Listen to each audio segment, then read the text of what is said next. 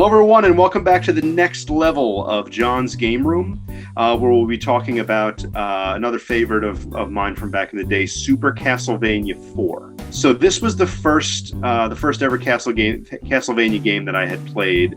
I actually got it, weirdly enough, at Sears. Because what had happened was I had been renting the game for a while from the video store, kind of got hooked on it, and then I had decided that I liked it enough to get my own copy. You're ready to take it to the next level of your relationship with the game and actually buy your own copy. So I think we were just, again, back to the Smith Haven Mall. We were there when I was one summer when I was 10 years old, must have been the summer of '94.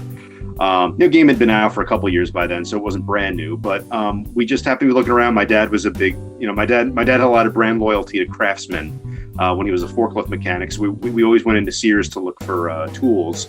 And I went to go look at the video game section, which with KB and those ilk being in the mall, I didn't really go to Sears for my games, but I figured I'd look while we were there. And lo and behold, it was one of those things where, wow, it would really be cool if I could find a copy of Castlevania IV. So I think by then I had a little bit of that $20 John luck. I think it was, again, fairly late in the lifespan of the Super Nintendo, and the game itself been in for a while. So I think that was was able to buy with my allowance kind of situation. I don't have it anymore. When I had gotten a computer that was capable of emulating, older Super Nintendo games and things like that, I sort of tried to liquidate my game cartridge collection and traded some of them to GameStop for, I'm sure, a dime or whatever they were giving it to you back then. But in this particular case, I think I gave this copy away. There was somebody that I went to high school with that was a big goth vampire guy, and I think he had said that he liked the series. So I'm like, hey, I don't need this cartridge of Castlevania IV anymore, so why don't you just have this? And you know what? If it made the guy happy, then that's actually worth more to me than whatever the pittance I might have gotten for it at GameStop might have been. But I no longer have it. I haven't played it in a little while, but I definitely would. And every few years I do crack it open with there's a friend of mine that's really huge into the series. And, back in college, him and I would stay up until dawn playing, the old school Castlevanias because, as you probably remember, a lot of them were hard enough that kind of beating them was a long project there. But so Super Castlevania IV, that was really what got me into the series. Now, I'm not the world's biggest Castlevania fan. I've played some of the other ones. I did like Symphony of the Night and things like that. But really, the only one that I truly love, I would say, would be Super 4. What really got me right away was the music. The music in the Castlevania series is legendary, as I'm sure we all know. The best of us still get Bloody Tears and Vampire Killer stuck in our head. But the music was great. The graphics, it was an early SNES title, but the graphics were really great.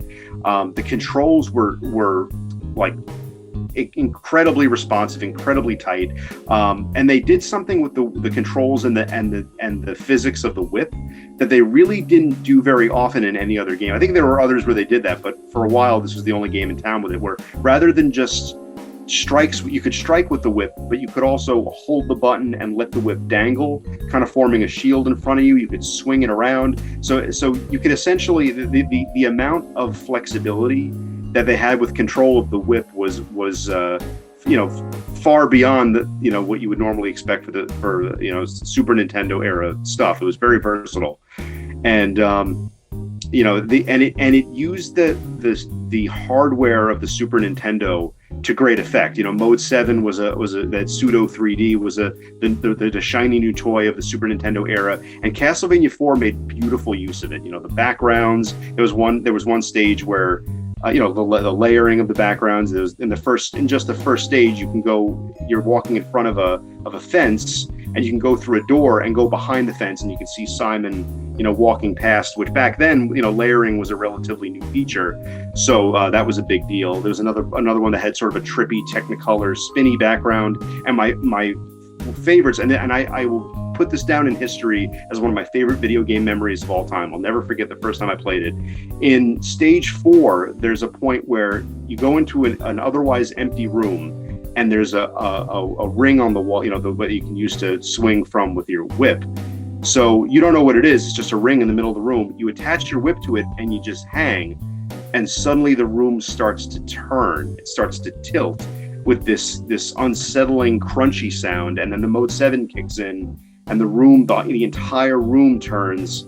I think it would have to have been like 90 degrees really slowly, and it was an experience. Like I was sitting there playing it for the first time, and it was such an immersive and disorienting experience that it was highly memorable. So things like that just really, said for such an early game in the system's life, really beautifully done. So I really, like I said, definitely enjoyed it. Still love it to this day. Still love the soundtrack.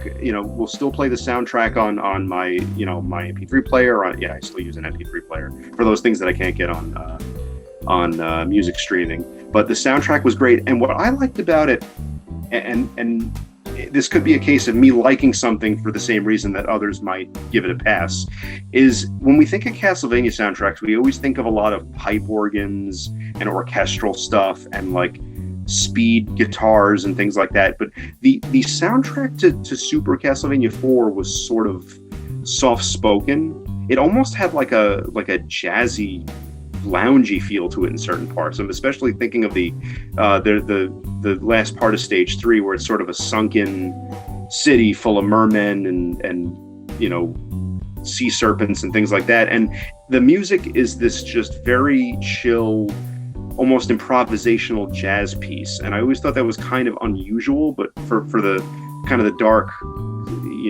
Transylvanian setting. But I also found it kind of, it's kind of spooky and atmospheric in its own way. So that was very memorable as well. Again, striking and memorable would be the two words that I would use for Super 4. So story-wise, and the Castlevania series can be a little, as non-linear and convoluted as say the Zelda games or things of that nature. But Castlevania 4, as I understand it, it follows Simon, who was the protagonist, Simon Belmont, who was the protagonist of the first game. And as I understand it, 4 is intended to be a sort of a remake or a retelling of the first game. It takes place in the same time frame, so it's sort of a 16-bit reimagining of the first game, if you like.